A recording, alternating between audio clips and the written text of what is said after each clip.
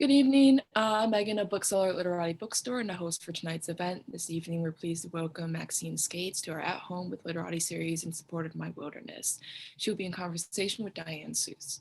For attendees, the chat is closed, but I'll be dropping links to purchase My Wilderness from Literati throughout the event. You can also use the Q&A feature on your toolbar to submit questions at any time, and a selection of them will be asked at the conclusion of the event. A reminder that you can shop for more books in store at literatibookstore.com for curbside pickup and shipping to your home anywhere in the United States. And now allow me to introduce tonight's author and moderator.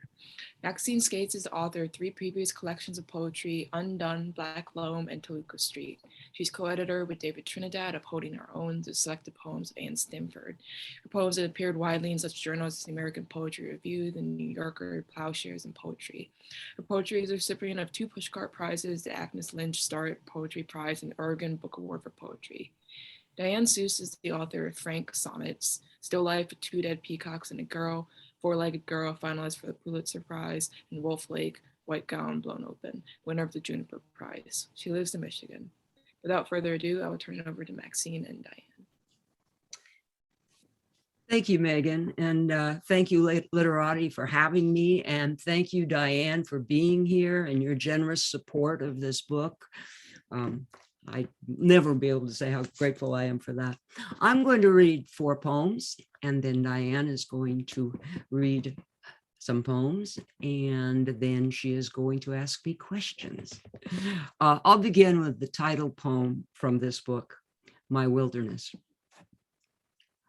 I tried to grow what others grew, eggplants and zinnias, tomatoes, dahlias, even corn. But there were too many trees, the darkness beneath them growing mushrooms, fawn lilies, and trillium. As the years I longed for sun passed, and I learned to love the trees. This winter, the day the ice storm came, branches cracked and fell all morning, taking others with them. And in the afternoon, a maple and a cherry fell across the roof. At dusk, when it was over, the owls, 2 and 3 and maybe 4, more than I'd ever heard, echoed the day's losses. But because I live among the trees, my worst dream is of the bulldozers, which will come someday after this hillside has been logged. They'll come the way they did to the old cherry orchard, where every spring someone raked the earth around the still leafless trees, the tine lines visible from the road. And then one day I'd round the corner and come upon them, their endless clouds of blossom. It takes so much work to turn an orchard into a bare field ready for a subdivision, trunks split, stumps chained, wrenched, and dragged away, all of it worse than any storm. Because branches gathered for kindling, trees cut and chopped, spring does recover what a month ago seemed broken. The big leaf maples filling in the gaps. If I have to leave here, I'll never leave in spring. I won't leave the wisteria dangling outside my window, the globes of rhododendrons out under the firs, suspended like red lanterns in the rain. It takes a long time to learn how to live anywhere. The irises last a season or 2, then dwindle. The daylilies lasted 20 years before their roots gave way to rot. But the wisteria, the rhododendrons, the maples, firs, and wild cherries reseed themselves. Even the difficult oak keeps growing. And the roses. If I could say what a life is, I'd say roses, how they taught me early of desire and the way a man bent laying pipe on a Sunday to make a rose garden for his wife because he couldn't love her any other way. And when the marriage fell to ruin, it was the roses that survived, each bud unfurling through dog and drought. I'd tell how I planted the Abraham Lincoln for my mother because it was her favorite, though as it turned out, I planted it too close to the path. And so she brushed against it every morning as it stood wet with dew. And when she fell and had to leave her home forever, I cut her deep red roses and brought them to her in her hospital bed. And then she did not cry. But those were hybrids, vulnerable to bug and mildew.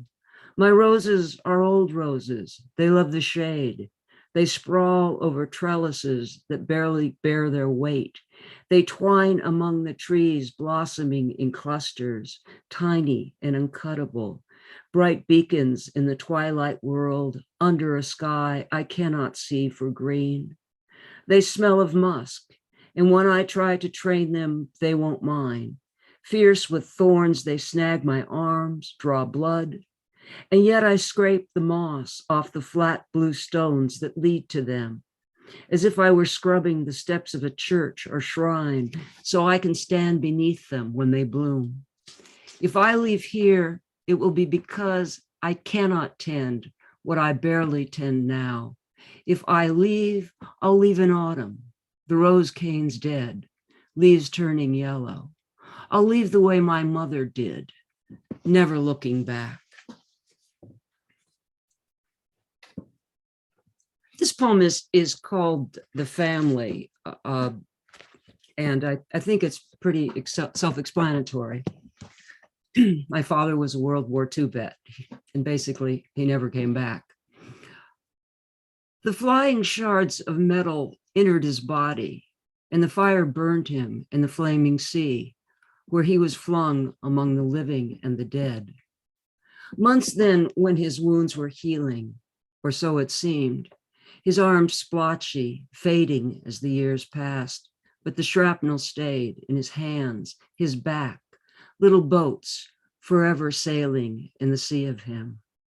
And the plane heading for the ship, the explosion, the blood all happened again and again. He loved to hurt, to be hurt, as if to make his almost drowning visible. And though he said he'd never hit a woman, he'd hurl an ashtray or a plate, and then he'd ask for it right up in her face. He'd say the words she hated over and over until she slapped his face again and again, his glasses falling, or she cracked a glass over his head, him yelling for a towel. Get me a towel, he pleaded, then wrapping it around his head. Hours later, he returned bandaged, almost pleased. Having stopped for a drink, he brought gifts. She'd already mopped the blood up by then. He was wounded. He was a casualty of war. He was the plane heading for the house each night. He was the explosion. His fist made a hole in the bedroom wall above my brother's head. His fist shattered the window. He fell sodden then and slept. Years later, a woman said he was not tragic, and I knew that was because he was not a man who fell from great heights, only a truck driver falling from his own height. My brother left first, but not before he learned to knock our father down. My mother tried never to be in the same room, stayed in the kitchen ironing after she came home from work. And then, though she feared he'd kill her, she told him he had to leave. And because even he knew they could not go on, he did. After he was gone, she forgot, because that was her way, her one foot in front of the other. I am the daughter. I am the one who watched, who saw the blood spreading across the broken glass, or puddled by the washpan with its dent the shape of his head, the stringing mop swirling through its thickness, my mother's hands wringing it into the bucket, the water turning red as the sea, how it colored everything. This poem is called Storm. It's for Bridget. It's in 8 sections, and I'll just make a little motion. They're not very long sections. Some are a little longer than others. I arrived by boat in a dream. Someone asked, "Is the water deep?" And the boatman stepped into the water to pull the boat to shore. Your family was there, but you were sleeping. You appeared, but disappear.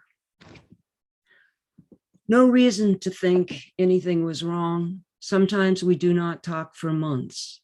But now your death comes as suddenly as if it were a car crash on a country road, when all summer you were dying. If I had known, what would I have done? Stand like a shield between you and the death you wanted no one to know was coming? I'm tired and older, the sky yellow with leaves. This afternoon, the stoplights pulse red. Children pour out of the schoolyard. Everything blurs in the rain. And I see you out there on the farm, watching the wind come toward you. I'd hear it crackling on the line. Out there with your dogs, the chickens who one year disappeared in a blizzard. But didn't they come back the next winter? Bigger, tougher, their feathers blazing against the snow. Out in the woods, I cut ivy from the firs. The vines are so thick. The dog helps. She leaps and pulls the vines with her teeth. Such a simple thing, but something you would have praised me for. The years I have stayed, lived in one place.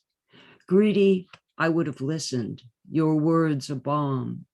You who never listened to praise, who could not take what you so readily gave.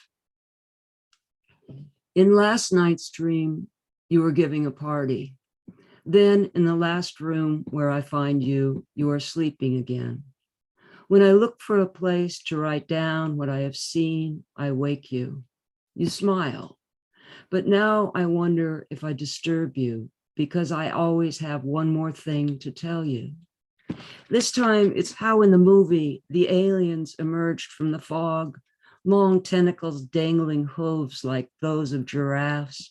And I remembered a wedding reception at a zoo, how I wandered up to visit the giraffes, the band playing down below as the bride sang to the groom, I'm gonna love you like nobody's loved you, come rain or come shine, though the marriage is over now.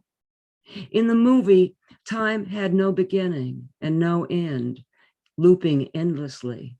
The leaders of the world as always terrified by intruders and turning on each other. At the end, the character who'd already seen the future asked her lover if he would live his life over if he knew what was coming. And then I heard you say or sigh, oh, Max, as clearly as if you were sitting next to me. I drift the way the cows used to drift up in the meadow. From a distance, they could have been anything, a tree, a stump. Even after they were gone, I used to latch the gate when there was nothing to keep in or out. Now the slats are broken and the gate hangs by a screw. When I was a kid, the neighbor built a sailboat in his backyard. We'd gather to watch him drape sheets of fiberglass across the ribs of the hull. Everything smelled of resin, of trees we'd never seen, all possibility taking on a shape. He made something. I miss our conversation about the work we did and loved throughout the time we had. It seemed a way to defy the kind of sense we were never good at making. In these last days, we've been digging out from the ice storm, pulling branches off other branches as branches still fell until last night, the temperature rose above freezing. When I woke, the firs were swaying a little in the wind, the last of the ice having slid away, their frozen limbs unsheathed. This morning, the newspaper names the roll call of the famous who have left this year. Is that the so-called moving on, the readying to begin anew? I don't think it's about moving on. I think grief flows until it floods every artery and vein, until we throb with it and breathe it and let it hurt us until it is our own. Your voice had grown smaller, more solitary, I thought, with your many chores, on that late spring day we last spoke when you were telling me goodbye. This last poem is called 8 Days. My mother lived to be 100 years and 8 days old. These are the last 8 days. You'd awakened happy, having arrived at your 100th birthday, your yellow, your red roses on the bureau and the bed table. You asked to be helped into your purple dress to celebrate, but then collapsed, lapsed, unwilling even then to begin the end of it. You had so much to do, and during those last days, we too were busy with your leaving and did not know about the children taken from their parents at the border. But last night I heard them crying, sobbing, Poppy, Poppy.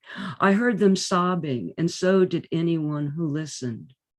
It's odd the way dying takes over everything, the tending to one life on its journey when there are so many crossings, so many others journeying too. In those first days, I told you stories of the crossings meant to help you on your way. I told of Charon and his ferry, then the sun setting over the sea you could walk into, then another river, the boat drifting with you in it, the current carrying you away. Until on the third day, I settled on the names. Mother, Father, Joe and Charlie, Millie and Larry, Willie and John, sometimes more and sometimes less, a kind of chant. And because you'd made me and I'd had no child, I read you what I'd made of the stories you had told me. I asked if you remembered how your grandmother, who'd crossed that border as a 10-year-old, taught the mockingbird to sing. I thought you almost smiled. On the fourth morning, you did not open your eyes, and I started to clean, to bag what you had already forgotten in the corners of your room. It was hot. The windows were open, and down in the alley, men were on their break, sitting on the loading dock, playing music, smoke drifting up. I was talking to Lorena, the nurse, when I saw you raise your hand, your eyes wide open, though you were looking somewhere beyond me, your hand raised, one finger pointing. You were pointing for a long time. Did you see them? Were they waiting? After that, you never opened your eyes again. Bill helped to bathe you on the 5th day. When they took the children, reports say no one was allowed to touch them, to hold their hands as we held yours, to offer tenderness in their travail. I watched him lift your arm, guide the cloth over your blue stream slowing, and slowly rub the cream into your skin, as Lorena told him to do. Someone came and vacuumed while we were out, but Lorena said you did not stir. More family came and went, talking over and around you as if it were the party we had planned. And on the 5th day, I understood my brother had not told you you could go. We always joked you never did what you did not want to do until he said you should. Were you waiting or uncertain? Your boy, almost 80, came to tell you on days 6 and 7. I don't know what he said, but on days 6 and 7, he said it. Your lungs were filling, your breath grew shallower. No food, no water, no tubes, just your body lessening. Little mother, your breath grew shallower until it was not. On the 8th day in the morning, when you ceased to breathe. Then I kissed your forehead one last time, and soon the young men came and wrapped you in your white shroud and took you to be buried in your purple dress.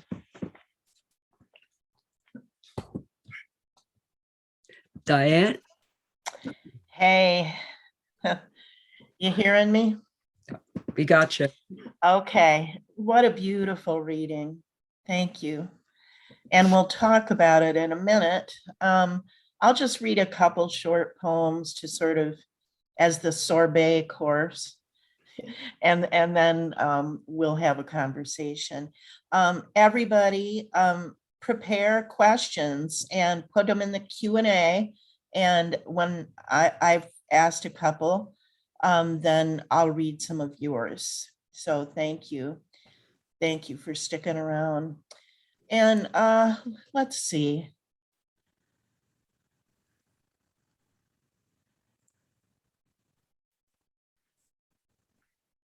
I'm just going to read 3 short poems. This they're all new, and this is called Weeds. The danger of memory is going to it for respite. Respite risks entrapment, which is never good. Don't debauch yourself by living in some former version of yourself that was more or less naked. Maybe it felt better then, but you were not better.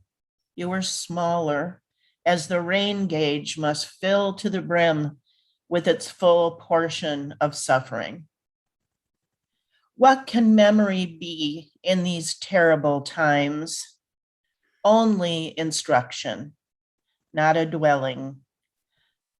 Or if you must dwell, the sweet smell of warm weeds then, the sweet smell of warm weeds now, an endurance, a standoff, a rest. And this is strange physics. Some rodent or other sleeping, no, flattened on the roadside, brings forth a tenderness. Before she was my mother, when my mother was a girl, she raked leaves into a ditch and set them afire with a kitchen match. Roasted marshmallows over blue flames as the blaze did what the blaze does.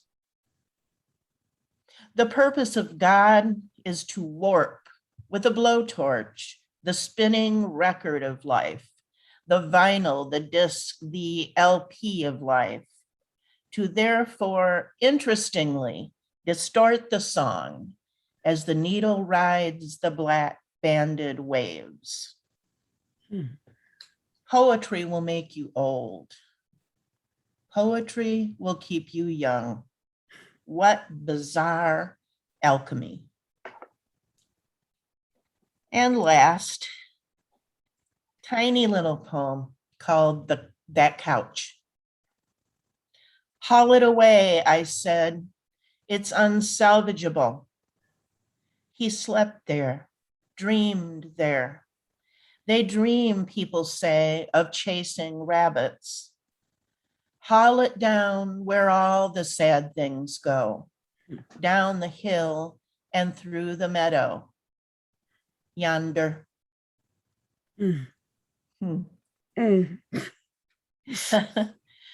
So, Ms. Maxine, let me pull up your questions.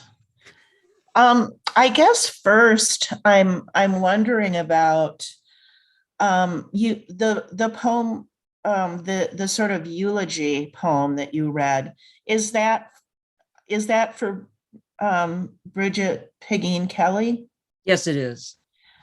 So can you talk about your connection with her a little, and if not personally, then in terms of your poems? Bridget and I were friends for 35 years. Mm. We met here in Eugene when I was poetry editor of Northwest Review, and we were the same age, but she'd come back to get her MFA. She got her MFA here at Oregon. And we were, there were times when we could be together, and there was always a very long distance relationship. We spent hours and hours on the phone together, walking around our houses, walking out in the yards, and her and she was, an extraordinary poet. Yeah. It was such a, I can't say it was a privilege to be in her presence because she was my dear friend, but I mean, she was brilliant in every way. And she was also extraordinarily private. And this was a difficult poem to write for that reason. I didn't want to reveal anything about Bridget. This is a poem about my grief. Mhm. I think you did that really masterfully. I'm sorry to even ask the question, but I feel like there's influence certainly on my wilderness of her work. And the willingness to narrate, the richness of description, of concrete detail, the depth of feeling. It's stuff that I miss in poetry sometimes that is being published and written today. And you tend toward a longer poem, toward narration. And I guess I'm wondering how these choices and others, how do they reflect your way of seeing and knowing? And do you think, as sort of a part two, is that linked to your working class roots and upbringing? Whoa. I know. And furthermore. Well, I mean, the poems have gotten longer and longer. These are my longest lines yet.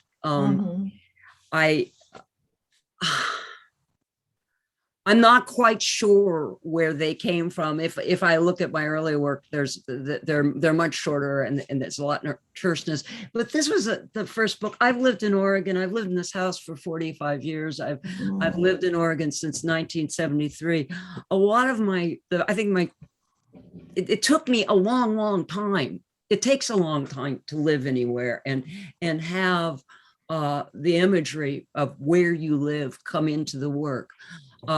Early on, the imagery of where I lived was Los Angeles. That was the imagery. Psychically, it took a lot longer to leave Los Angeles. I mean, I sometimes think that I became a poet because I didn't have a narrative. Where I came from, it was very nothing. What do I want to say? Anything could be upended any second in my household. And so the idea of a narrative was very, very hard to come by. And eventually, what did you ask about the working class part of it? Oh, yeah. If your aesthetic is linked to your working class roots.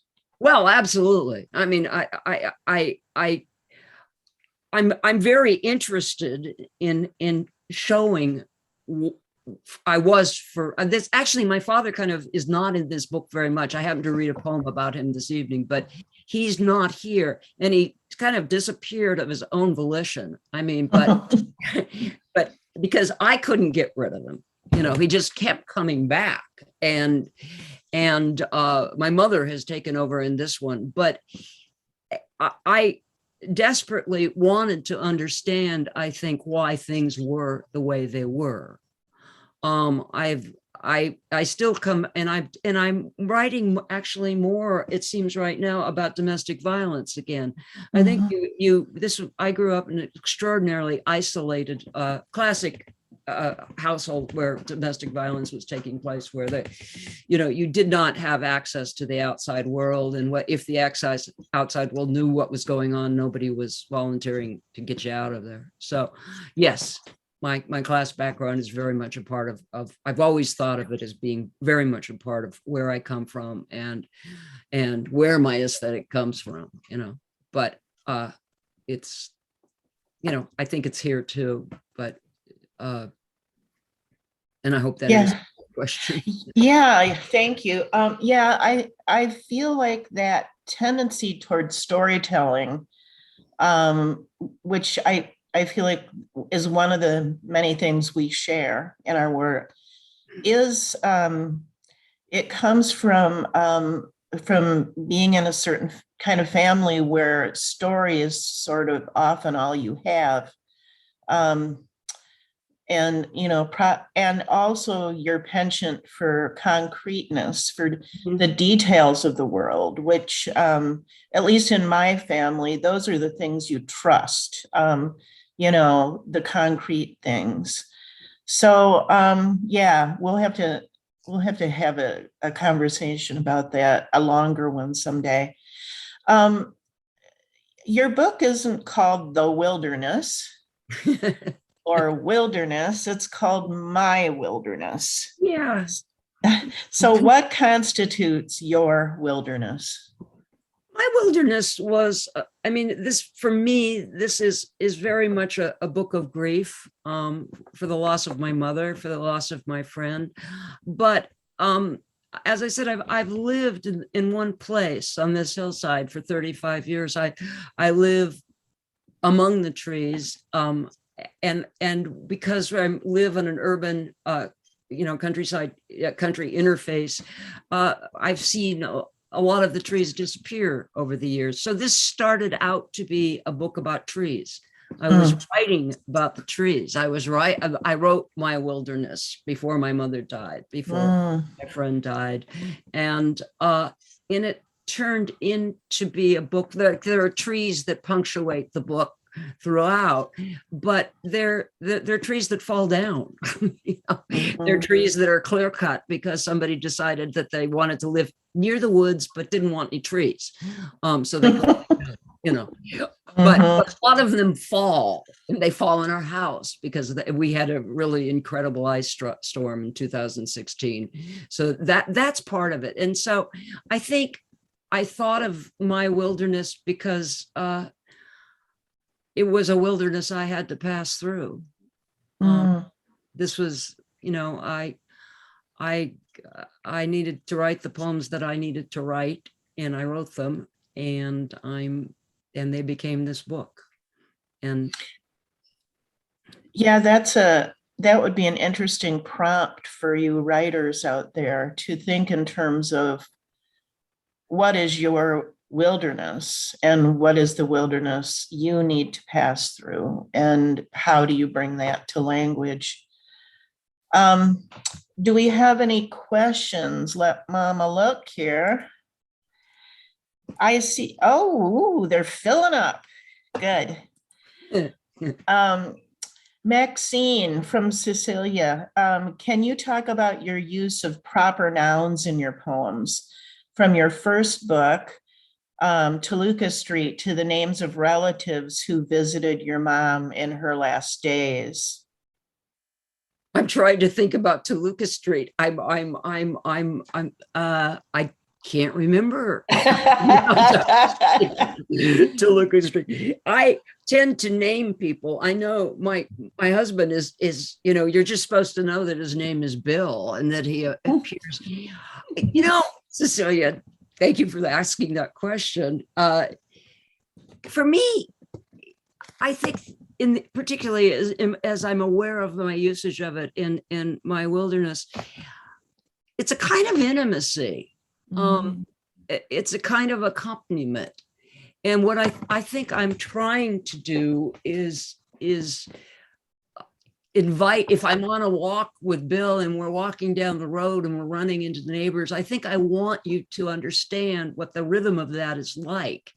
And I think if I give him a name, then you'll sort of understand the relationship and the relationship to the world, I guess. I'm trying to think of other proper nouns that I use in this book. Well, you mentioned kind of different names in the poem about your mother, your mother's last days. Yes. Yeah, and I mentioned my husband bathing her, and yes, I think the thing about using names like that is that every one of them has a story, and I like bringing all of those people into the poems. Yes. So, I do that in Frank too. And it's the book that I feel is most sort of collaborative of anything I've ever written. Even though I wrote it, it's collaborative energies. And I think you do that as well. You're bringing in your people, and you're naming them, just as you name other things, other things in your landscape. And it is an act of intimacy. I love that idea of collaborative energy. And of course, you write poems with your son Yeah. as well, which is wonderful. Somewhere you're just where he's talking and you're transcribing. Yes. Yeah. He said some stuff today, and I thought, oh my God, I have to get this down. So this is from Matthew Thorburn. Hi, Maxine. I love your poems and the way you can bring together different threads of story, along with the landscape where you live and details of daily life. How does a poem start for you? And what's your writing practice like? I take time every morning and I hope something arrives. So I'm in a space in my life where I'm not employed.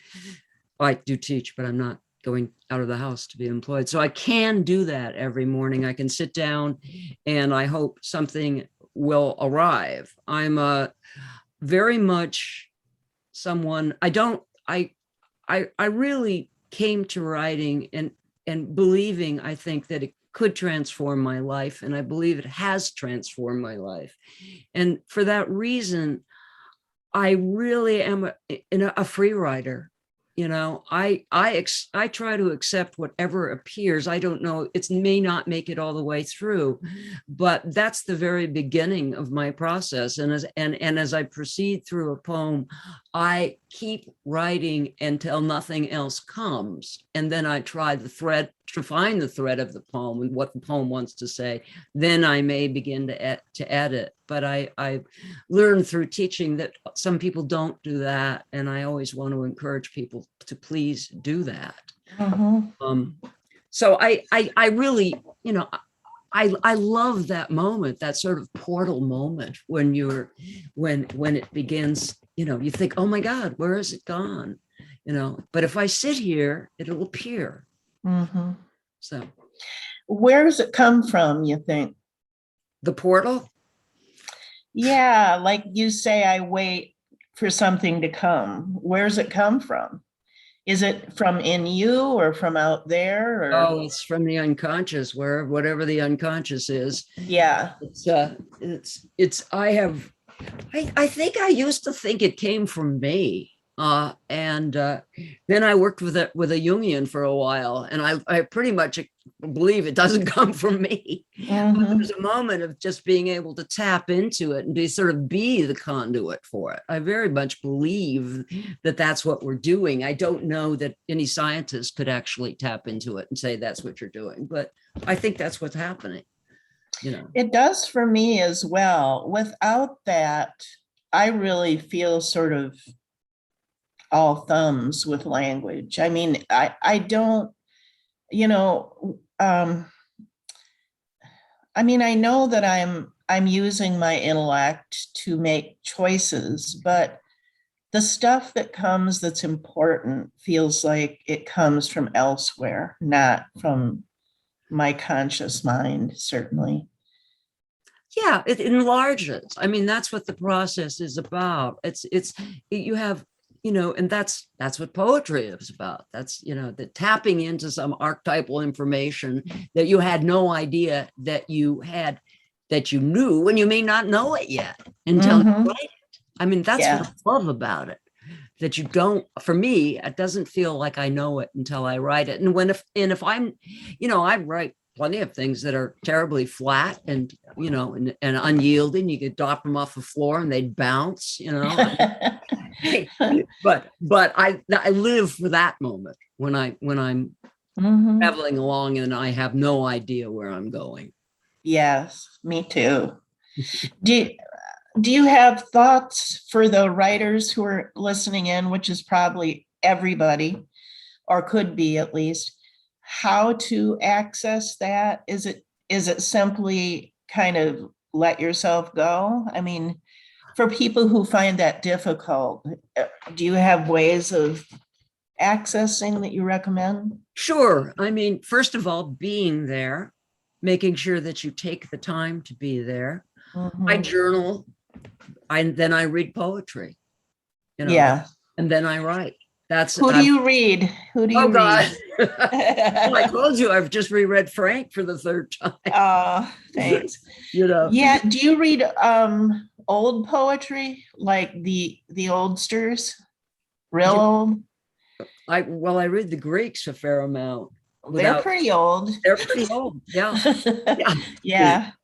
Yeah. Mhm. I move around. I had a Milton Jag for a while, but Mm. and I was thinking about going back, and I'm thinking there's a new translation of the Inferno by Mary Jo Bang that I keep hearing about. And Yeah. and It's I amazing. yeah, Yeah, have you read it? she's yeah, and she's Ah, reading different places. She's reading soon. So people Google her and find out. Yeah, it's so cool. yeah, Yes. yeah. So Do you feel connected to poets of the past? Is there anybody who's sort of your your dead poet mentor?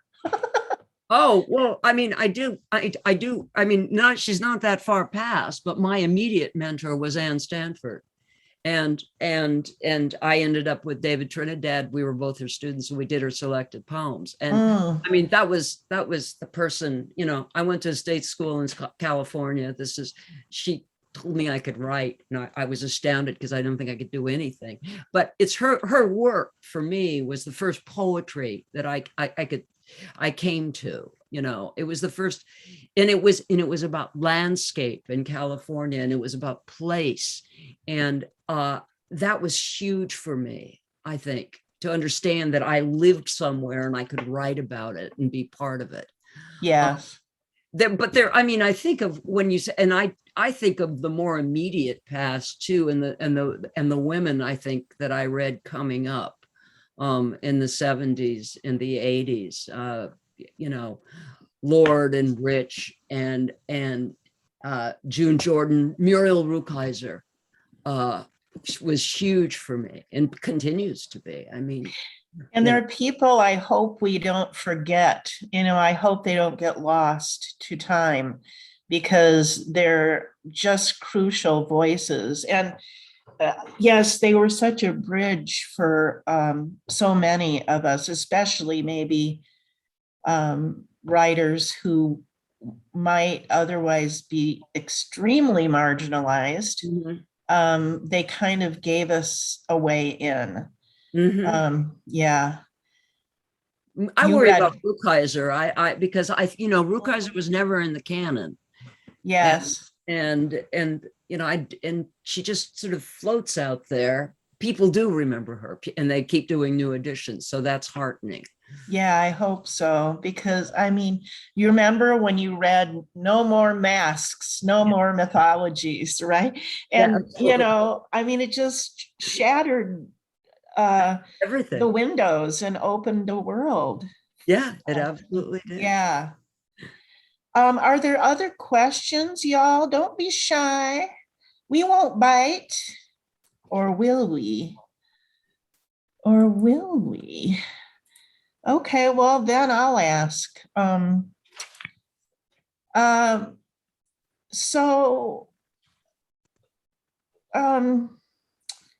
you write, cutting up the land you grew up on is like eating your parents. I love that line. I was going to do that one for you. Cutting up the land you grew up on is like eating your parents. So what is the connection between the land and your parents? Well, that's an interesting question. It's just that if you lived there, it's going to give you a really literal answer. Yeah. It actually happened. I mean, to grow up in a place where your parents built a house and curated the land.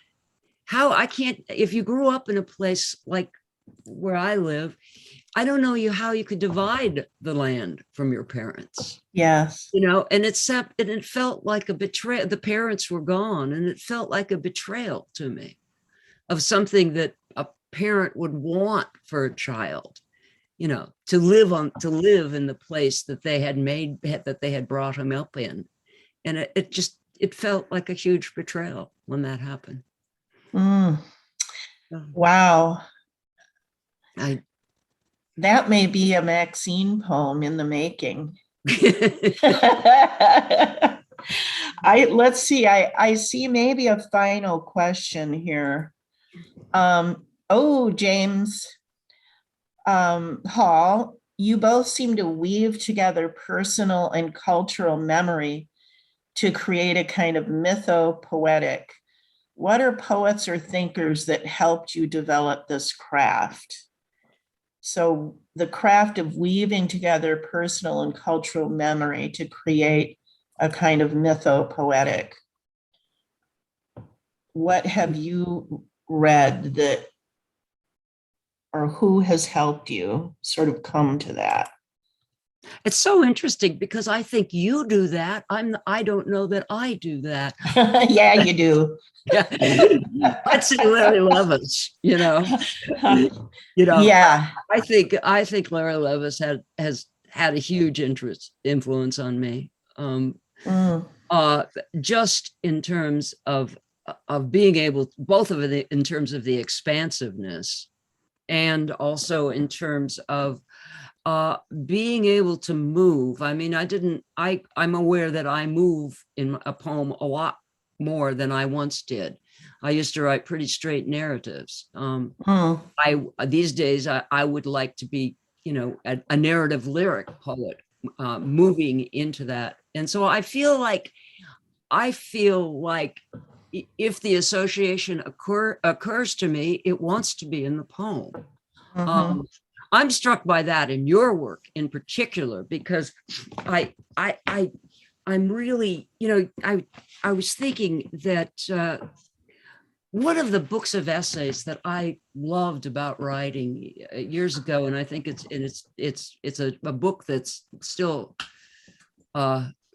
really quite valid, is Tess Gallagher's Concert of Tenses. And she talks about how you can be the hero of your own poem. And I don't know where I'm going here, except to say that one of the things is that in your poems, they seem to be very much about you, but those references often come up, and they seem to say that, look, it's not just about me, it happened to you. You know, I noticed the poems in childhood where you'll make reference to in the one that begins at page 24, a raucous tragedy. On page 25, you refer to that freckled oracle, Lizzie Ferris. In 34, the suitors swooping on the young widow. I mean, when I read that in your work, and you know, give me a little slack, folks, for not being able to see it in my own. But in your work, when I see it, it's a way of reminding, I think, the reader that the reader is participating in this too. And the reader has the same kind of archetypal reference that you do. It's like a triangle. You know, here's Diane, here's the reference, here's the reader over here. Yes. And I think in my own work, I accept it when it comes in more and more, you know. You know, the reference can seem kind of hoity-toity. In my last book, Still Life with Two Dead Peacocks and a Girl, I mean, I'm talking about art, fine art, but in connection with lowbrow culture, very intentionally. I use the Odyssey in Frank, in that poem you referenced, to talk about my mother and how she endured through my father's death. And so I think literature and art are part of how I came up, how I survived childhood and adolescence. And so they're part of this whole thing that is me. So are candy cigarettes. So are a lot of things. And so I think if we don't put them sort of on a hierarchy, but there they are, they're part of our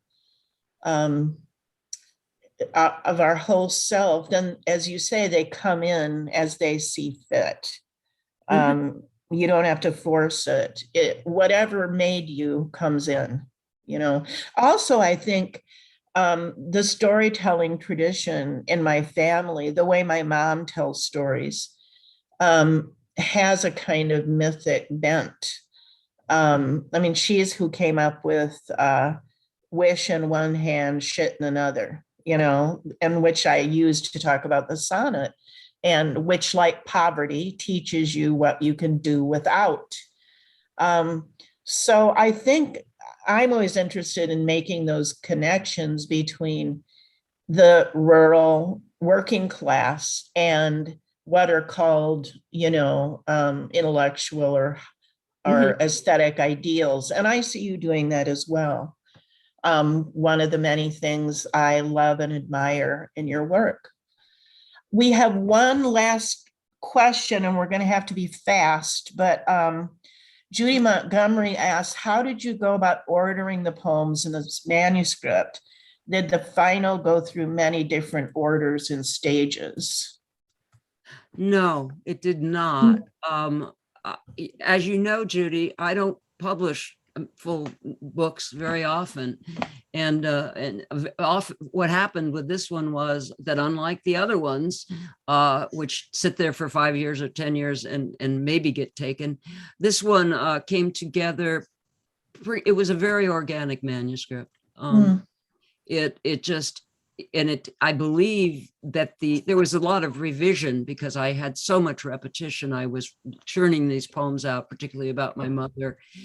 And my first readers, Deb Casey and John Whitty, said, too much repetition here, But so there was that. But the order of the manuscript, I'm pretty sure, has been pretty tight since I first put it together. And that's unusual for me. Because, if you have something sitting around for 10 years or 5 years or something, you keep cycling things in and out. So. Yeah.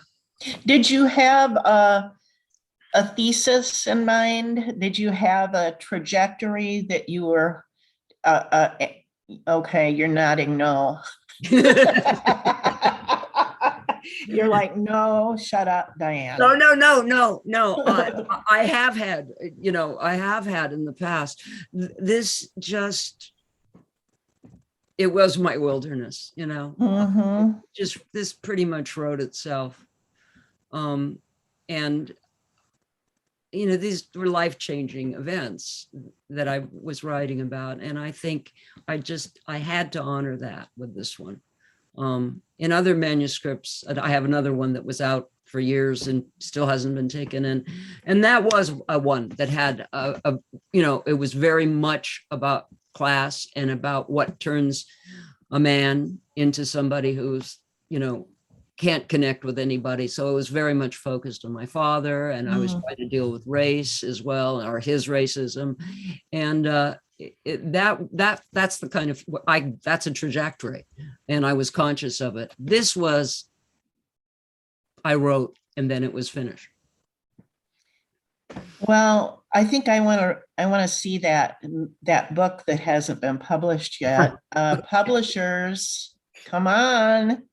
That sounds fabulous. I'd love to read it. Megan, are we there? Thank you, everybody.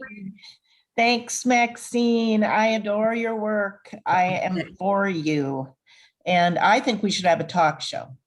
Okay, that's great. I'm in. Thank you, Diane, so much. Thank you, listeners. And thanks for coming, Diane everybody. and Maxine, for joining us on At Home with Literati. Have a good night, everyone. Thanks, Thank Megan. you. Bye, Megan.